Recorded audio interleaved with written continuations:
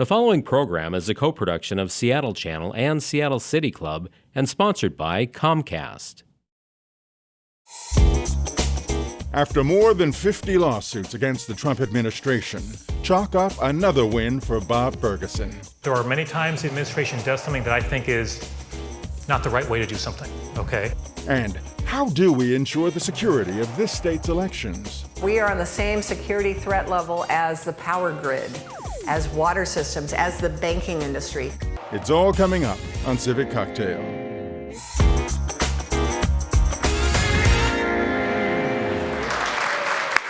Good evening, everyone, and welcome to Civic Cocktail. I'm Joni Balter here this evening with Washington Attorney General Bob Ferguson. Our journalists helping with the questions this evening are Austin Jenkins from Public Radio's Northwest News Network and Nina Shapiro from the Seattle Times. Thank you both.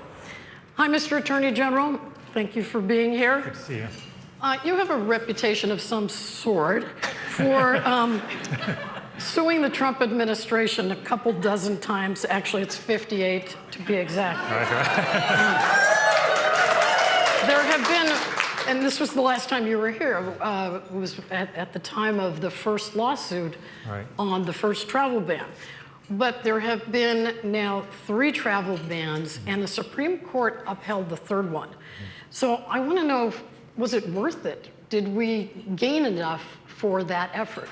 Sure. So first, thanks to everybody for hosting this and for being here. I really appreciate the chance to chat about the work of the office and the team in the office that's doing great work on behalf of the people of the state of Washington.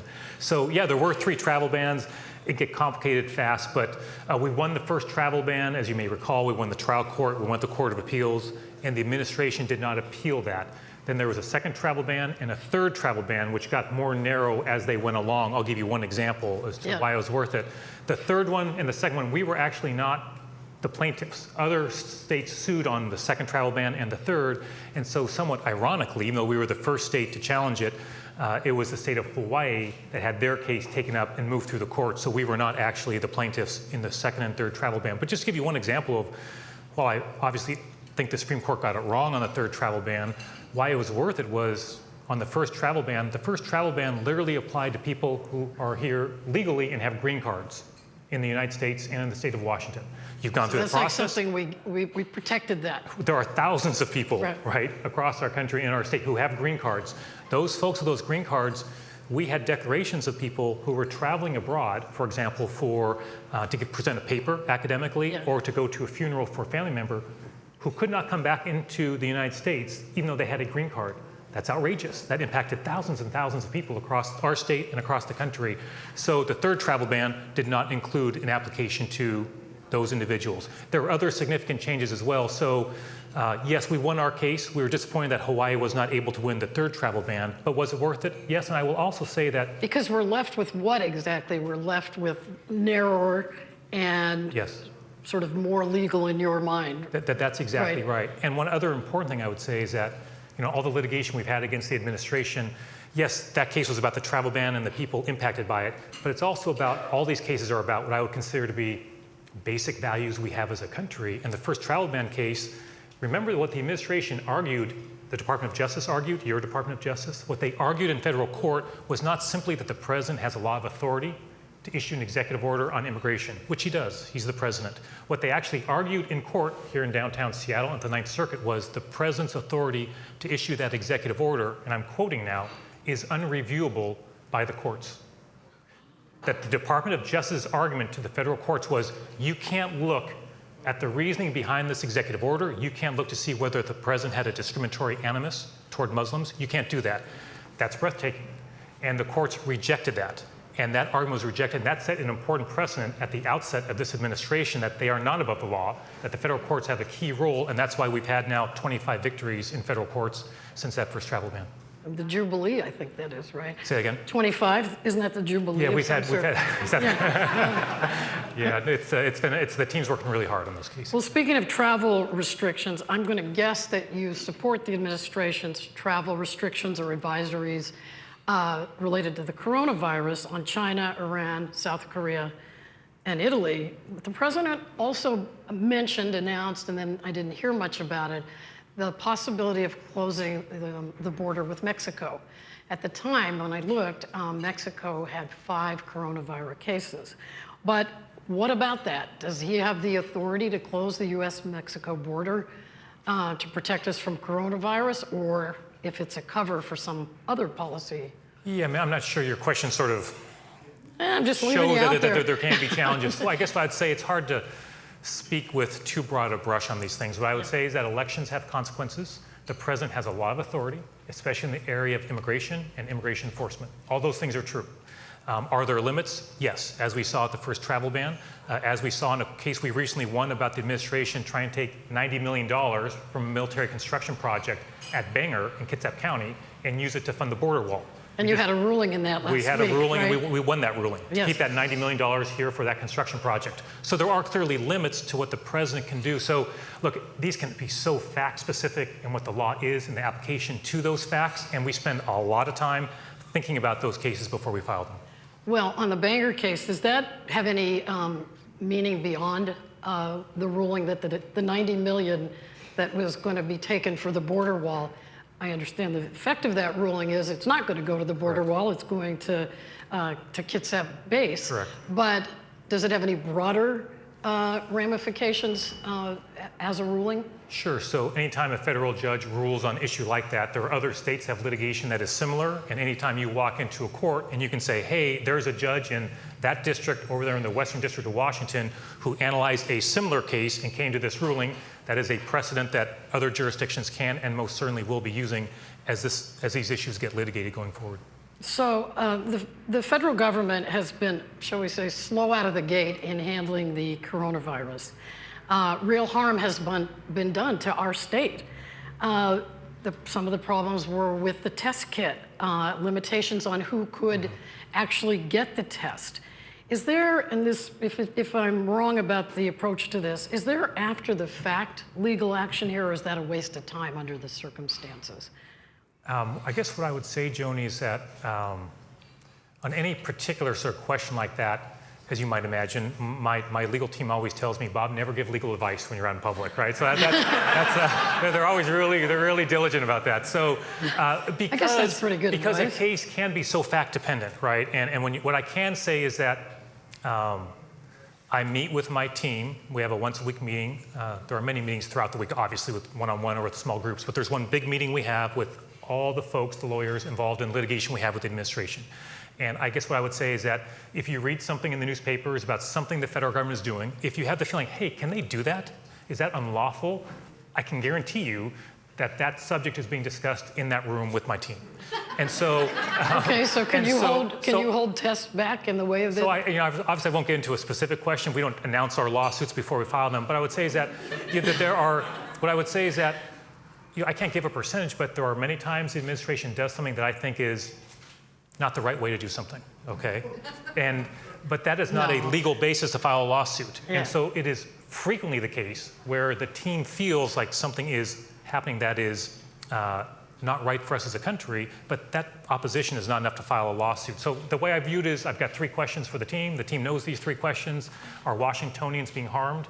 Do we have good legal arguments? Can I, as Attorney General, file the lawsuit? Do I have standing to file a lawsuit on behalf of all of you? I'll spare you the analysis of standing issues, but it's a very important question. If the answers to those 3 questions are yes, yes, and yes, then I file a lawsuit, and I do it every single time, no exceptions. If there's a no in one of those answers, and there often is, then I do not, and I make no exceptions on that. So I've come to the conclusion that those 3 questions actually cover the waterfront of what are the relevant questions to make the consequential decision of filing a lawsuit on the people's behalf against the president, because I recognize that a lot of people in the state support that, a lot of people do not support it, and I think those are the right 3 questions to focus on. And frankly, I think it served us well. We're 25 wins, just 1 defeat. We just suffered our first defeat a couple weeks ago. We're appealing that, but I think our record speaks for itself that we're choosing the right cases. Speaking of this situation that we're in this state, Does the state have the authority to quarantine people if it got to this, who don't want to be quarantined? Yeah, so what I would say is that part of my role is to give legal advice to the governor and to the state, the Department of Health, right, about all sorts of issues. I can assure you we're having conversations with the governor and those clients about what powers the governor has, what powers does the state have as a whole on all these situations. So I'm sure you'll forgive me, I cannot share what that advice is, right? Darn. We give options to our clients about what they're, Kim Wyman, who your next guest is here, and we give advice to our clients. Kim decides what's best for her department. That's the relationship we have. Kim would not appreciate it, and it'd be an ethical violation for me to talk about the legal advice that I give to Kim, or even whether or not I'm giving advice, right? That is, or the subject. So I just have to be careful about the legal advice we give versus decisions that I make on behalf of the people like consumer protection, civil rights, the Trump administration. Those are all my decisions. I'm largely free to chat about those. Nina Shapiro from the CNN. Hi, Mr. Hi, Attorney General. Yeah, so I want to talk about DACA for a minute. Sure. And of course, I'm talking about the Obama-era program for people who are brought here as kids.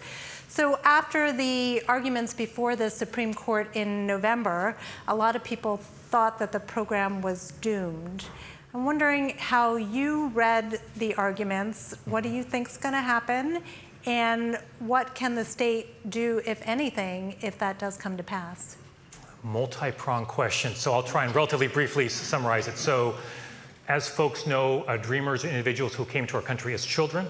President Obama created the DACA program that allows those individuals to stay here in the country with legal status if they meet certain criteria.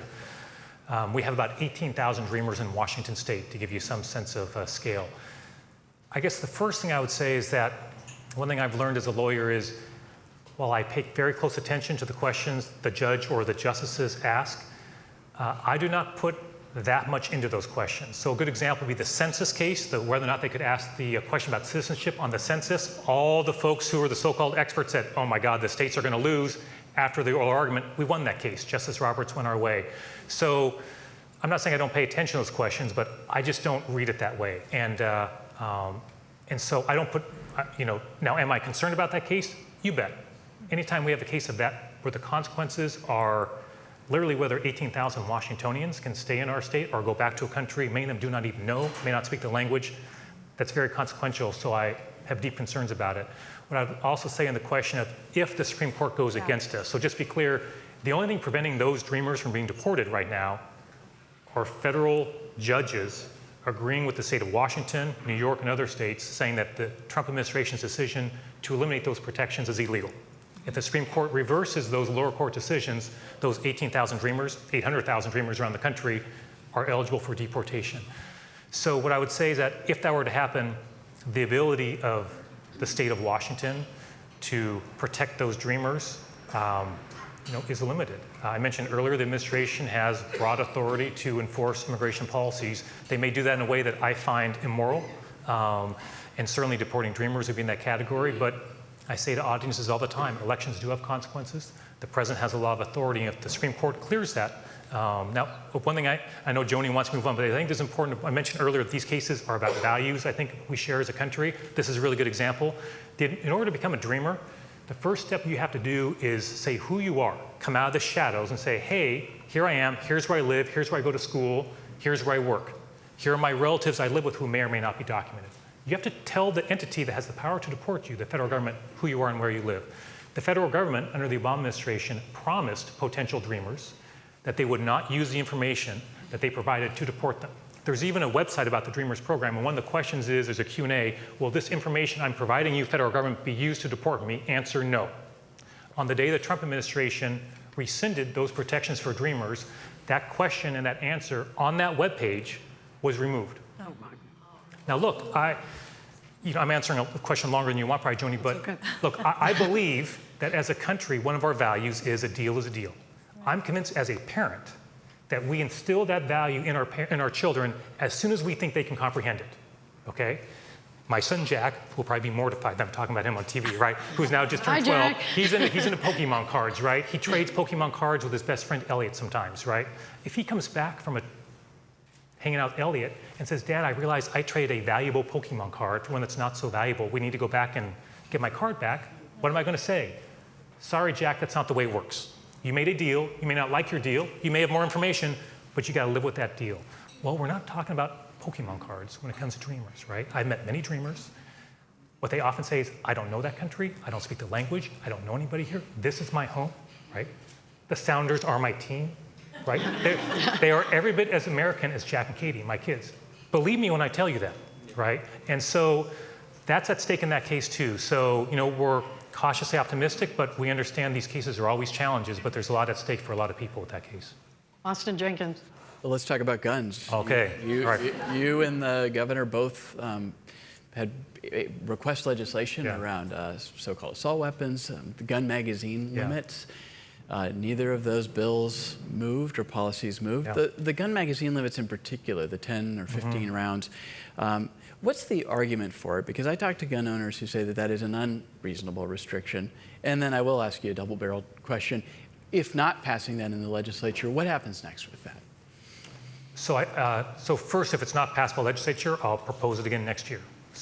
But is that usually the strategy to propose it next year, or to start thinking about citizen initiative? Yes. Well, that's up to folks. If they want to do an initiative, that's up to folks to do an initiative, right? My focus is on the legislative side. Is it ripe for an initiative, though? Well, let's put it this way. I propose raising the age to buy assault weapons, as you know, from 18 to 21. You have to be 21 to buy a handgun. But in Washington State, prior to Initiative 1639, you only had to be 18 to buy a handgun. That didn't make a whole lot of sense to me, so I proposed let's make it 21 for them both. Also, by the way, when you buy that assault weapon prior to the initiative, there is an enhanced background check and a waiting period of up to 10 days before you get the handgun. But for an assault weapon, there was no waiting period. You walked into the Cabela's and you walked out with the assault weapon because there's no enhanced background check done on your mental health records. Well, that didn't make a whole lot of sense to me. Our laws should make sense, so I proposed raising that to 21 and having the same background check, same waiting period. It did not get through the legislature, and as you all know, it went before the voters. So to your question, the voters approved that initiative by 60%, okay? The people are way ahead of the politicians when it comes to common sense gun reform. Way ahead of the politicians. So what I'll say number two is I don't plan on leaving public life until we have limits on high-capacity magazines. I'm just telling you, I'm not messing around on it. And just look, we saw the shootings in El Paso and Dayton. Just to be clear about what we're talking about, the Dayton shooter killed and injured more than 30 people in about 32 seconds, I think it was, before a very brave law enforcement person happened to be there and shot him. Okay, otherwise the carnage would have been far worse. Well, people often ask me, well, how could somebody shoot and kill that many people in literally half a minute? Yes. He had what's called a double drum high-capacity magazine. It's 100 rounds. That double drum high-capacity magazine is perfectly legal to purchase in Washington State. You should be aware of what your laws are. You can buy those. But why not ban the 100 round that you're describing? Yes. But why 15? Again, you talk to a lot of firearms owners, and they say that is a standard capacity. That 15 is not the appropriate number. I mean, they may not agree with 100, but you're talking about 100. I would that's welcome, very different than 50. I would welcome the NRA or any other saying that 100 is not appropriate. Look, Austin, there is no negotiating with the NRA on this. I mean, are you kidding? I mean, I'm sorry to be blunt about it, but there is no. So what I did was look at what other states which have adopted limits on high-capacity magazines, where do they land? 10 rounds, 15 rounds are what's most common. And by the way, they've all been upheld in federal courts. And the Supreme Court has allowed those limits to stand. So they're constitutional. So look, you've got to find a balance, right? I support the Second Amendment, but I also believe there are reasonable limits that can be placed on it, just like there are limits on the First Amendment. No one here can just yell fire, right? That's illegal. You can't do that, even though you have the free right to ask me whatever you want, right? We can balance these rights that we have, and it's no different with the Second Amendment. I want to shift to Initiative 976. A lot of folks have questions about that. It's kind of weird the way it works in our state. You have a unique urban taxing district that says, yes, these voters would like some car tab kind of money to be used for Sound Transit Light Rail. And then you take a whole different group of voters, statewide voters, and you say, no, that's not going to happen. And you're in the middle of it. How do you reconcile those conflicting interests? Well, I mean, I won't go too much detail. I mean, my job as Attorney General, as many of you probably know, is to defend state law. If there's a lawsuit challenging a law passed by the legislature or by the people, we defend it if there's a legal challenge. So Initiative 976 is no different from that standpoint. And so far, while there's been an injunction placed on it, We recently prevailed on almost all arguments, and there's more litigation to be done, but we think this lower court's going to agree with us and allow it to go forward. So I'll sort of let my lawyers handle the legal arguments for Judge Ferguson, judge here in King County Superior Court. Judge Ferguson, huh? That's Judge Ferguson's Relative? name. No relative. And no relative. And but we believe the people knew what they're voting on. It didn't violate the single subject rule, for example. That's our job to take that position in court, and we think the judge is going to agree with us. Well, speaking of awkward on that, so you are required by law to represent the voters, correct, and you're also required by law to pursue the initiative sponsor, Tim Wyman, for concealing information about fundraising in previous initiative efforts. How do you keep that all going together? Well, I mean, it's these are two different parts of our office, right? So we enforce our campaign finance laws. We have a team that does that, and we defend initiatives. And lots of law firms do that all the time. You can do multiple things at one time. And so we do have a case against Tim Wyman. That's a big case. He has been in contempt of court now for a couple of years, not turning over documents the court has required. He's racked up a couple $100,000 in fines because of that.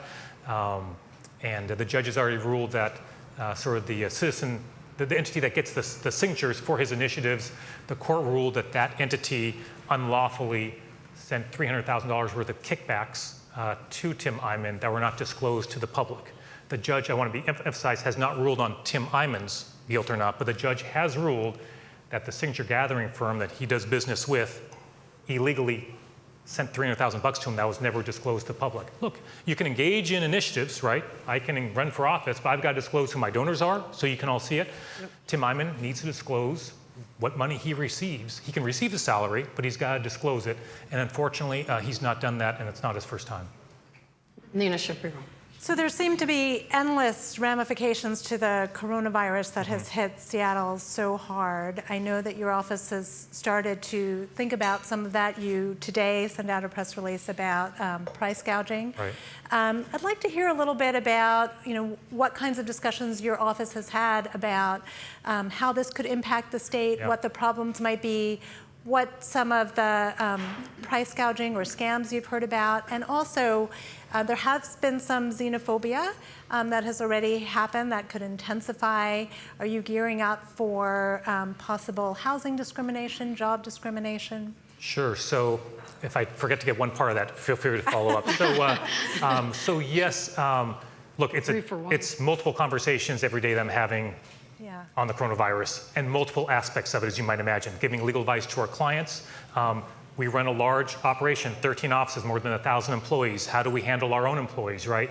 We have an obligation to be in courts all across the state for all sorts of legal matters. Those functions are important. So trying to balance that out, just leading a large, complex organization, we're balancing that just like every other employer is doing as well. Yes, on the price gouging, one thing we have focused on in particular is the impact on consumers. I think it's fair to say I and my team was alarmed in watching news reports of consumers saying, hey, I went to try and go buy a 3-ounce hand sanitizer at the local store or online, and it costs $50 or $100 for a pair. Is that illegal? Once again, with the caveat that I'm not supposed to give legal advice in public, but what I would say is that our Consumer Protection Act says you cannot engage in an unfair business practice. And that is as common sense as you might think. Judges, is that unfair or is it not unfair? I would submit that in a public health crisis, when folks have limited options, to raise the price of a product 20, 25, 30% would be price gouging and would be illegal. And so we have initiated investigations against retailers and online entities, and we hope that word gets out so that if anyone has those products on their shelves and the price is exorbitant, that they bring those back down to earth. I was looking at complaints my office received before actually walking down here, was meeting with the team. Senior citizens writing saying, hey, I can't get out to a store. I went online, and here's the screenshot of what the price was when I went online to try and buy it. That's not okay. And so do I think our laws could be more robust in protecting in this situation? Yes, and we're looking at that as well, and legislators are looking at that. but we do think we have tools right now to try and bring some of those prices back down to earth. So what is the legal precedent for that? Is there a threshold that something is too expensive? What does the law say? A court would need to sort that out, right? And so the burden on us right now would be to show whether something's an unfair business practice, whether or not there's a case on point in Washington state practice or around the country on what constitutes that unfair practice. That type of stuff has probably been litigated before. I can't, right now my team's in the early stages of looking at that, but what we're doing right now is starting the investigation. But that means we can essentially subpoena entities saying, give us your records about your prices for these products, and they have to turn those over to us.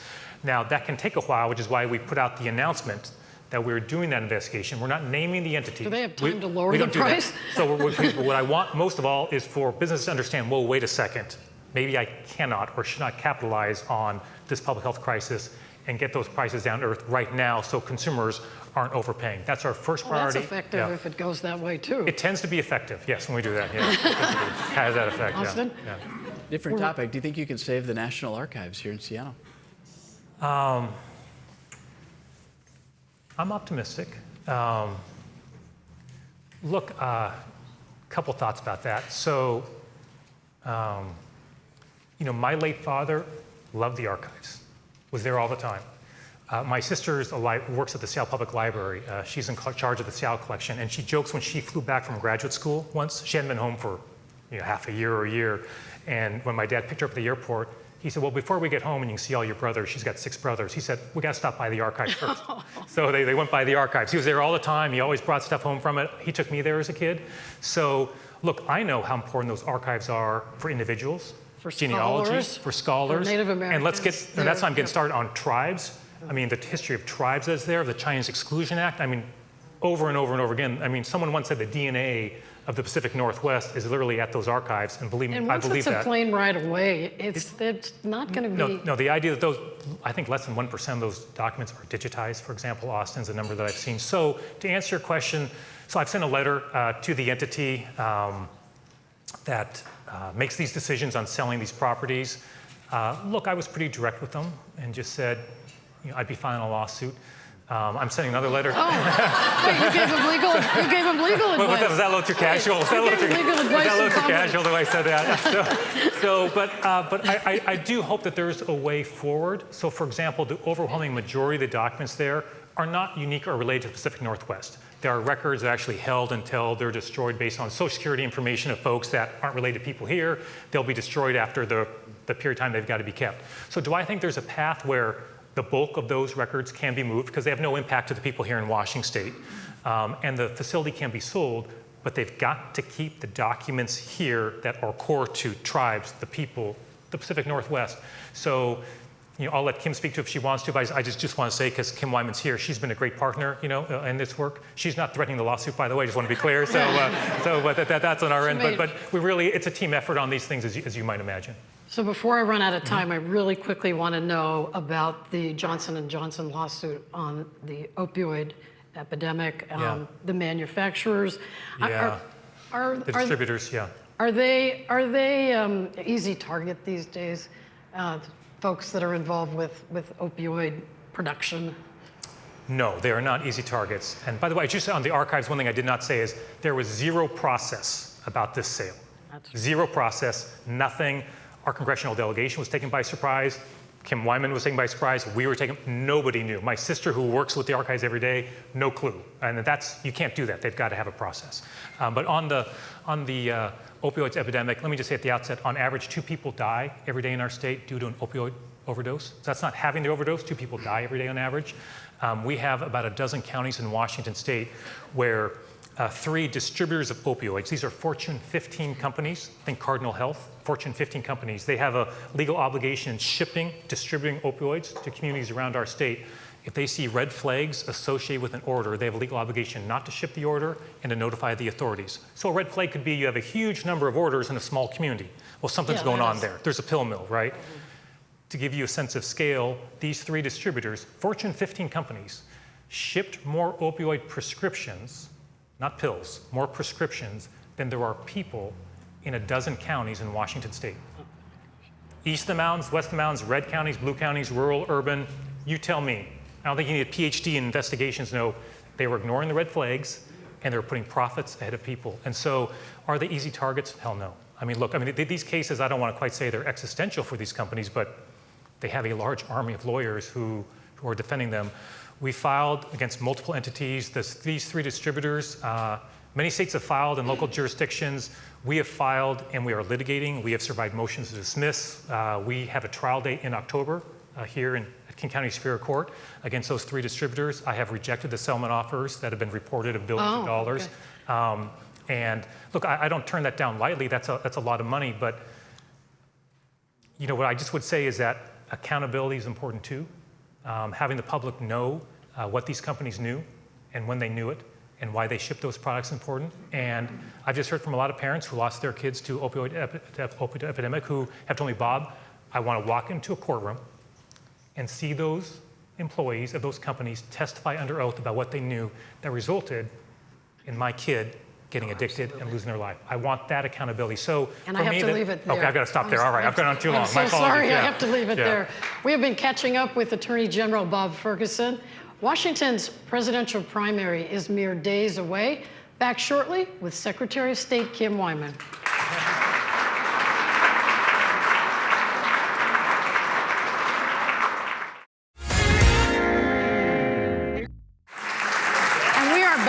With the state's top election official. Hi, Secretary of State Kim Wyman. Hello. You know I'm asking this question. I know you know that. So the presidential primary is just mere days away here, and you're not planning to vote. Why, and what message does that send? Well, first of all, for the record, thank you about asking about my infamous ballot. I already voted. I voted on Thursday last week, put it in the ballot drop box, and there's been a lot of talk, a lot of speculation about what that means. So let me lead with. What does it mean? It means that I really believe that voters in this state there's 2 things that have to happen. The political parties have a right of association. That's why you have to pick Democrat or Republican. But I think a large swath of voters in this state want to be unaffiliated. They want to participate. They know the parties won't use the vote. Do you want to be unaffiliated? I'm obviously a Republican. That's I think, and saying that in Seattle. You're doing okay so I know. far. It's good. Okay. You know, obviously, people know I'm a Republican. This election is unique because the Republican Party has 1 candidate. So now it puts me in an awkward position because people are going to assume that if I vote a Republican ballot that I have voted for President Trump. And I am the chief election officer for the state, and I stay neutral on presidential politics. I stay neutral on issues for a reason, because they are on statewide ballots. And so this puts me in an awkward position where when, let's say, hypothetically speaking, the chair of a Democratic Party says that I'm a Trump supporter, the only way I can refute it is to convey that I either voted for him or that I wrote in somebody. And either way, I have to disclose my secret ballot to prove it wrong or prove it right. And I started as a youth sports official many years ago, and I learned that if people know which team I'm rooting for, it affects the way they think I call balls and strikes, and this is no different in elections. Well, but as I understand it, correct me if I'm wrong, haven't you voted and signed a party declaration in earlier Yes. presidential primaries? Everyone. So what would... I haven't missed a single presidential primary. Well, then what's the distinction this time? The distinction this time is that if I do that, then now it can be made public or politicized. It's not even being made public. Politicized that I am somehow supporting or not supporting, and either way, it is... But I mean, that was true of the other times, or was it no, the other times, number of candidates? In 2000, I could have voted for McCain or for Bush. I never disclosed who it was. I'm obviously a Republican. I'm proud to be a Republican, but yeah, it has nothing to do with it. So it's because of the one person on the ballot. I see. Does it have anything to do with that person? No, it does, and that's what the irony of this is. Actually, my protest vote, because I didn't sign the oath, so my vote I'm sure will be disqualified by the county canvassing board. My opposition here is that there are a ton of people in the state who maybe they don't want their employer to know that they are a partisan either way. They may not want it. They're in journalism. They may not want the public to know which side of the aisle they're on. They may not want their friends at church to know. They may not want their union members to know, to be bipartisan. So people should have that opportunity. And I can tell you in 2000, the last time we had this option, over 500,000 people took the unaffiliated vote, knowing that the parties wouldn't use it. And they didn't care. They wanted to participate. They want to be part of it. But we don't have an unaffiliated ballot available to us. We do not, time. because the legislature took it away in 2007. And so that's why I've been fighting for this since 2015, I think was the first time we had request legislation. And it's weird, it never goes anywhere. So we're going to bring it back next year. Next year, I'll have a little bit more ammunition. So I see. Did you give some advice today to folks who are mailing their ballots back about don't lick the envelope? we did. Explain this, please. So obviously coronavirus is top of mind, I think, across the country, across the world. Mm-hmm. And on Sunday, we enacted our continuity of operation plan, which means we're enacting now how are we going to deal with a loss of people at the in workplaces across the state that are processing ballots. And when we were working with Homeland Security and the Department of Health, we were told they don't know how long if you are exposed to coronavirus, how long it is in the saliva that you use to lick the envelope. As if we didn't need one more thing with this election to make it difficult. So we're trying to protect our workers, and so we thought maybe an advice would be used. Oh, it's worker-based, right. It's more on the back end. So our workers, we've already told them use gloves to handle ballots. They do that anyway. Protect yourself. And then we thought one thing that people could do to help would be to just use a sponge or a paper towel or something to moisten the envelope. And I think... But is there any sort of public concern about what's already on the sticky part? Well, I think some people have that. I mean, I have heard a couple of people say, thank you, I never licked the envelope. But I think one of the frustration that I think a lot of people are feeling is, I want to do something with the coronavirus to help prevent the spread of it. How can I help? And I think that that's one little way we can do it. Plus, wash your hands, sanitize things. Whatever. All of that. Wear gloves. So one of the main things I wanted to talk to you about tonight is the safety of the election system. In 2016, and we pre-met, and you made me understand this very well, that the Russians scanned the election systems of all 50 states. That's correct. But for everybody who maybe wasn't privy to our conversation, what does that mean? That means they tried to get into the system, they tried to change votes, or are they just trying to scare us into sort of not believing in our system? All three. So in 2016, the Russians were trying to make people believe that the system wasn't secure. I mean, that was definitely one of the things that they were doing. And so think of scanning as someone going around your home and checking the doors, the locks on the doors and your windows trying to get in. And if you have good protection, they can't get in. So the good news in Washington State, we detected it at the time in July of 2016. We reported it to Homeland Security and FBI, and we knew it. We suspected it was a foreign entity. We might have suspected it was Russia. So we were confident they hadn't gotten in. It was confirmed later they did not. They did get past 2 states' firewalls and were able. Which 2 states was that? Well, I can reveal one. Well, actually, I think both are public, I think. Definitely Illinois. They were very public that they did get in. They got into their voter registration system. They did not change or I think they may have downloaded things, but they didn't make any changes. But that's the risk. The concern, and what we spend all our time doing, is keeping the bad actors out. Because we want to instill confidence. So first of all, our tabulation systems, those systems that count ballots, not connected to the internet in any way. They are air-gapped. We have protocols on how you can interact with them. So we have a very high confidence level that didn't happen nationwide, quite honestly, but definitely in our state. On the other side, the voter registration system, that's trickier because we want to make it accessible to all of you. We want you to be able to register online, change your address online, keep information up to date. So how do you do that and make sure that it's secure? We have a lot of protocols that we've built in the last 4 years. We have protocols we've had in place for 20 years.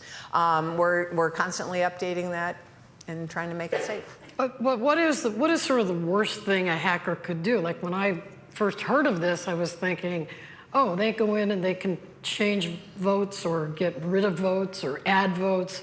I mean, is that what we're talking about at some level here for the next election? Like I said, I think that's the part that's easier for us to secure. I think it's the perception. So the bad actors want to do a number of things. So their ultimate goal would be to get in and shut the system down. Oh, shut it down. Go into the voter registration system and wipe out every one of your records. That would bring our election potentially to a grinding halt. Change voter registration records, change addresses. I mean, there's a number of things. Or insert malware. That would make things not work the way they're supposed to. Or worst case, ransomware. Put it in, and then we couldn't get into our system and get to your data to be able to conduct an election. So those are all the things they want to do. And then the secondary thing is that weakens your perception that our system is secure. And at a fundamental level, to answer your question most directly, the ultimate thing Russia would like to do is to undermine the confidence all of you have in our election system to the point that you don't believe the people who were elected, that we report were elected, were legitimately elected. Because ultimately, then you don't believe they're legitimate leaders, in which case it starts hitting democracy at its foundational level. And that's really what their end goal is. I have another question on this, but first I'd like to invite the audience. If you want to join us with a question, please come over here and get in line so you can ask a question. Do you know, from what you know, are they desirous of changing votes only at the federal level, or is there effort to mess up statewide votes and local votes? I think they would like to get it at any level they possibly could. And think back, for those of you who were in the state in well, I'll be bipartisan, 2000 for the presidential election or 2004 for the governor's race. Think about the emotion that we all had in those races.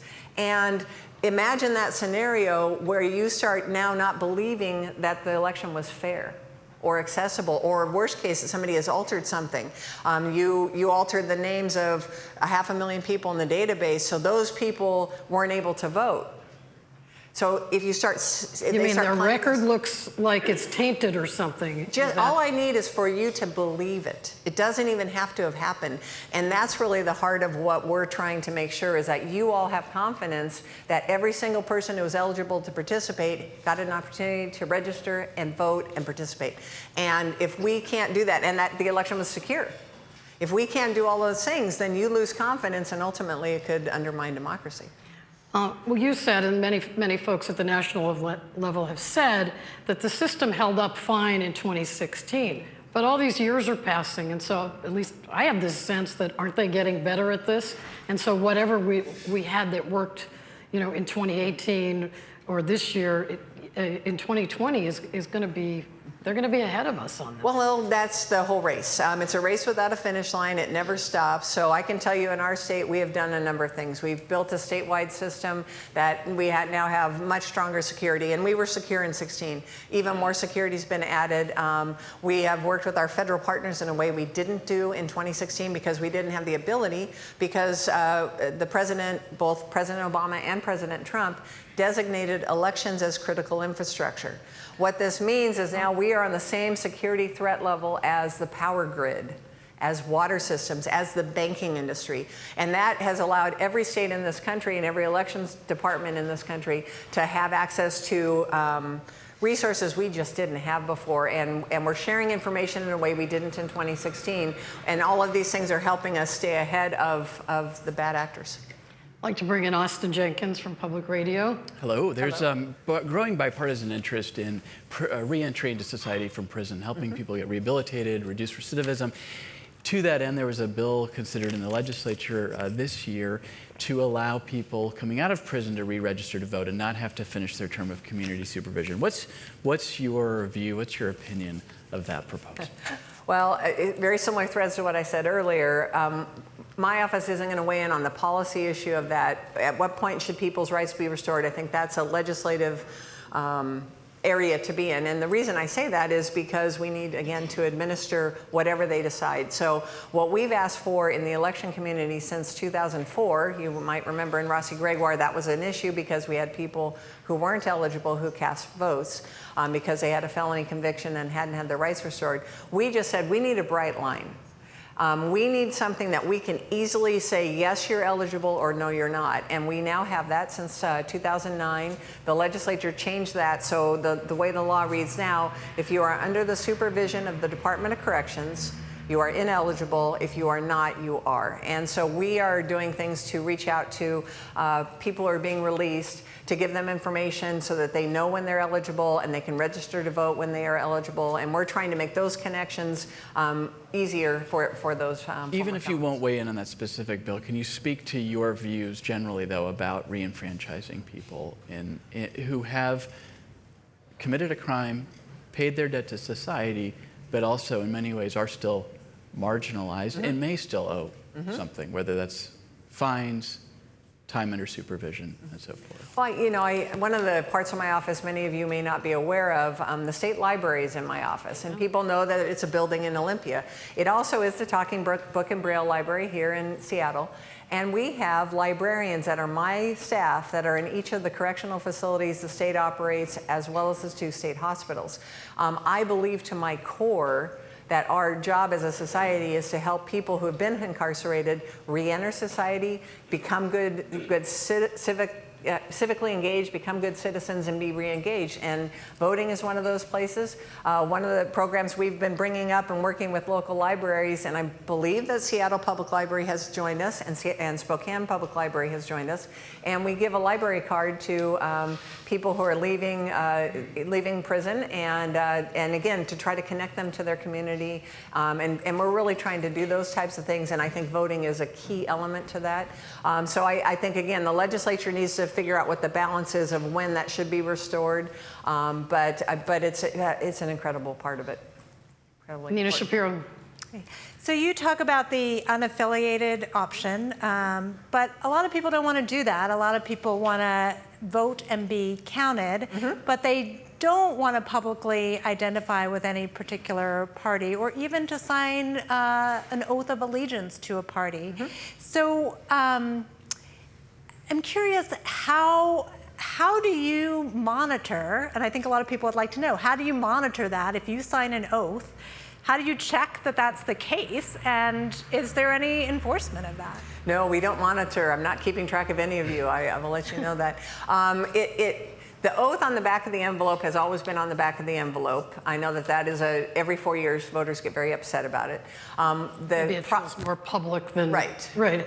So by its nature, for the first 60 days after the certification period, it will be a public record. It is disclosable under our public records laws, and anyone who wants to get a copy of the list of people that took a party ballot will be able to do that. Both political parties will get a list. By law, I have to provide that for them. And then after 60 days, we take that out of your voter registration record, and we don't keep track of it. Our state... But they do.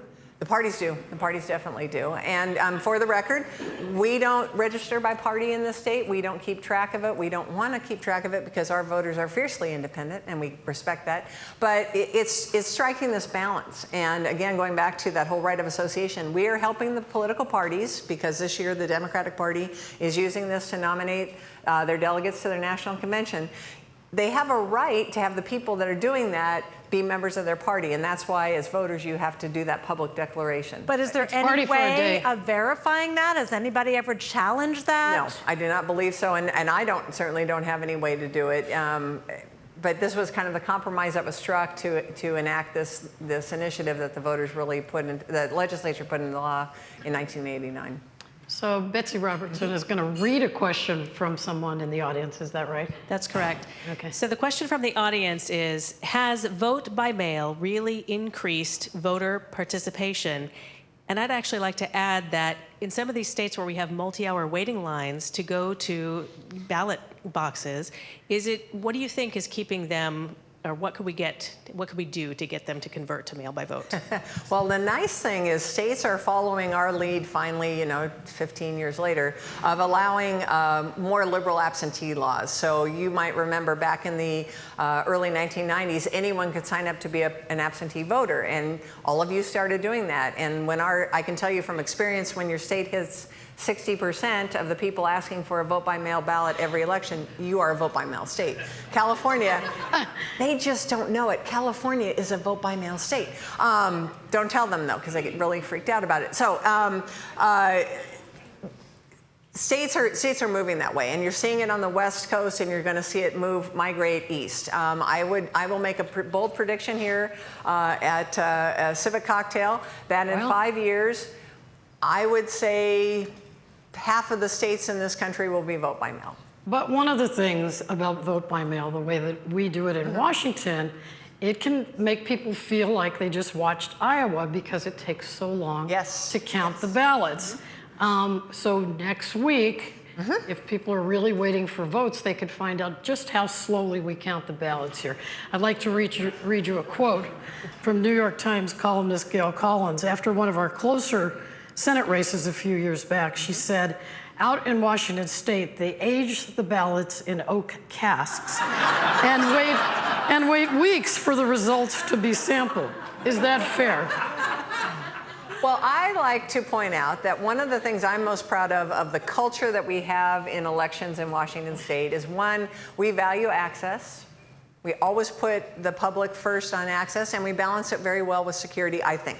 And so with that said, we have a commitment, and have always, when you go back to the early 80s when we started doing absentee voting for people who had living with disabilities or senior citizens, we had a commitment that your ballot just needed to be postmarked by Election Day, and we would count it even if it came in a day or two late. Now, our voters are used to that, and I know that it drives journalists crazy, but a large swath of our ballots come in that are valid on Wednesday of election week. To give you perspective, and I will predict this because it's every election, the number of ballots we receive on Election Day, on Tuesday, we will receive that same number on Wednesday, and they will be valid and be eligible to count. So you have a large swath of people, hundreds of thousands of people, who will vote late, and we as a state value that more than speed. So you know what the next word is. It's Oregon, because Oregon does it the opposite way. And they require that the ballots be in by 8 o'clock on Election Day,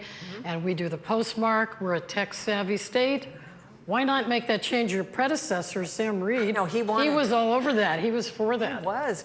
The only thing I'll throw out here is what's your... Are you for that change? What is, I am not. What is your risk tolerance? And are you willing to, for 4 years, because voters take 4 years to get used to something, are you willing to disenfranchise potentially hundreds of thousands of people because the post office didn't get the ballot to the county auditor's office in time? If you are okay with that, I am all for it. But I guarantee you, when we get a close election, there will be lawsuits saying that you're disenfranchising people for something they didn't do. And I don't disagree. So that's, no, I'm going to keep fighting for the postmark. Okay, audience question. Hi. Hi, thank you. Hello. Thank you, Joni. Thank you, Kim. Thank you, Betsy. My question is very simple.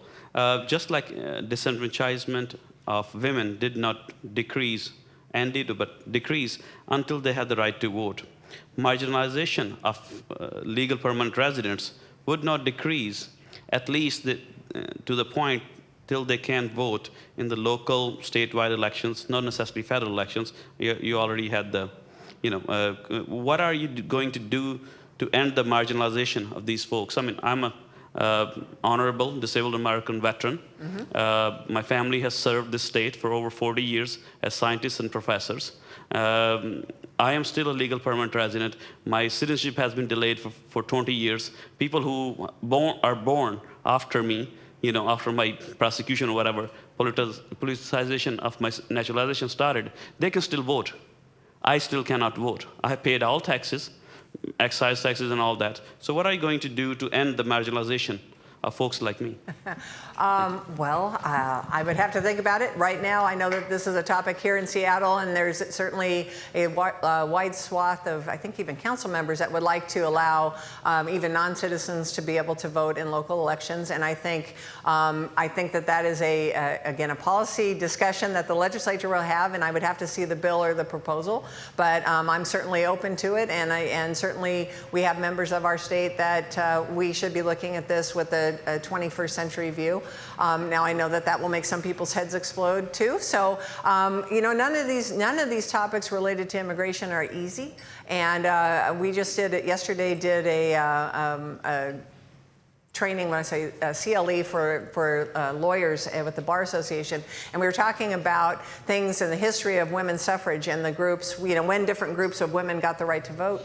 And one of the things that struck me is the things that they were arguing about 150 years ago in the state are the same topics we are arguing about today, about who's eligible, who's a citizen, who gets to vote, who doesn't get to vote. So I think it's a conversation we need to keep continuing, and I don't have an answer for you right now, but I'll keep thinking about it. I have a different arena for you. What are people to do? A lot of people have already voted, and then over the weekend, when many votes were already in the mail, a lot of candidates dropped out. Can folks have a do-over?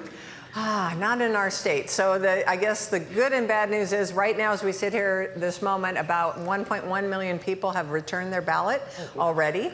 And counties are processing those ballots because we want to have meaningful early results. Just do the postmark. It's not as hard Joni as you Balter. make it. I used to write that out of But I mean, because it's processing. One of the things, balancing access and security, we check everyone's signature. That takes time. We have to get the ballots ready for counting. That takes time.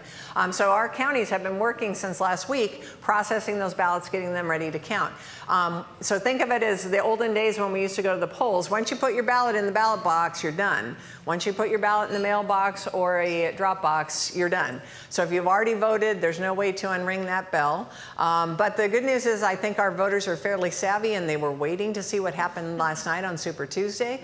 I think we're going to see a bow wave this week of folks. And the challenge is I think, had 13 candidates on the Democratic side, and the option for an uncommitted or uncommitted delegate. So I'm sure we're going to get a lot of votes cast for people that have suspended their campaigns. One of the themes has been sort of balancing security and access, right? I can bank online, I can bank using my phone these days. I can deposit a check using my phone. Why can't I vote? Or should I be able to vote using my phone? There's already some experiments happening at local elections with this. What do you think of online voting? So I've been doing this for 27 years, and in 2000 I wrote a paper on online voting because we did a non-binding trial in a presidential primary in Thurston County with a company that was trying out encrypted online voting, and I drew conclusions in that paper that I haven't changed in 20 years. And the simple answer is your vote is more valuable than your money because I can't secure your vote in the way I can secure money. So a transaction over the internet, you and I are going to have a transaction, and we agree to it. It's a shared transaction. It's a public transaction. If something goes wrong, we have legal recourse. We can go to court. We can be made whole. If someone hacks your credit card, your bank can make you whole. If someone hacks any one of your votes after we remove your name from your ballot, and we have to do that electronically as well as with paper, there's no way for me to go back and make you whole as a voter. And then the secondary tier, so even if, let's pretend for a minute we could do all that. We could make it so secure that that could never happen. The internet was never built to be that. But let's pretend for a minute. The second part is harder. The second part is, and again, take you back to Gore v. Bush or Rossi Gregoire. Think of the emotion you had in that moment. Back then, I'm going to use this as a prop. This is a ballot. That's my question. This is a ballot. We can both look at this ballot and see a very different vote. Totally different vote. We can argue about that, but there's something about holding that tangible ballot in your hand. Now imagine that same emotion, that same argument, that same passion, and let's talk about code. Let's look through the audit trail that's electronic. Now I guarantee you get in that scenario, people are going to say, how do we know that there's not malicious code? Blockchain. Or blockchain. And I can tell you that there are people starting to show that you can break blockchain too. So again, if you're comfortable with blockchain or you're comfortable with encryption, you might believe that that's good, and that's great. But the further on that spectrum you are not going to believe that those results are legitimate. And I always like to use my family as an example. My parents, probably not going to believe it. My kids, probably, no, they won't because my kids know too much. But yeah, and that's the thing. We have to instill confidence to the most conservative, hardcore Republican to the most liberal Democrat, and every person in between has to believe those results were fair and accurate and secure. And if I can't do that, we lose all hope. And I have to leave it there because we have been preparing for the upcoming presidential primary with Secretary of State Kim Wyman, former Washington Governor Gary Locke, who is also former U.S. Commerce Secretary joins us in April to talk about the census. See you then, and thanks so much for watching.